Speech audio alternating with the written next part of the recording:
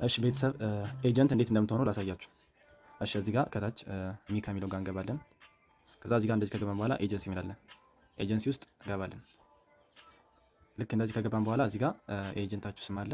ከታች ደግሞ እናንተ የምትሞሉት ነገር አለ። እዚህ ጋር ክሬት አን ኤጀንሲ የሚለውን ነክተን ልክ እንደዚህ ስንገባ እዚህ ጋር ስም አስገቡ ይላችኋል። ኤጀንት ኔም ታስገባላችሁ። ለምሳሌ እኔ ሱፐር ኤጀንት ልክ እንደዚህ አስገባው። ከዛ ከታች ደግሞ ኢትዮጵያ የሚላል ይሄ በከፈታችሁበት ሀገር የሚቀመጥ ነው።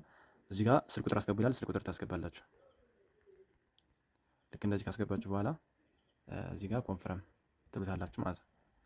እሺ ልክ እንደዚህ ከሆነ በኋላ ኤጀንታችሁ ጋር ቴክስት ይገባለታል፣ አግሪ የሚል ቴክስት ይገባለታል። ከዛ እሱ ቀጥታ አግሪ ሲልላችሁ ኤጀንት ሆናችሁ ማለት ነው። አሳያችሁ እኔ አካውንት ስለሆነ ልክ እንደዚህ እዚህ ጋር እንደዚህ ይመጣልኛል ማለት ነው። ከኤጀንታችሁ ጋር እንደዚህ ይመጣልታል። ስለዚህ ካልፈለገ ሪፊውዝ ይለዋል።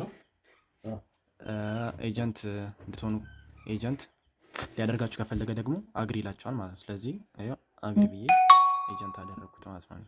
አሁን ወደዚህ ገብተን ስናየው ያው እዚህ ጋር ኤጀንት ሆናል እያለኝ ነው። እሺ እዚህ ጋር የራሴን ፕሮፋይል ነክቼ ሳየው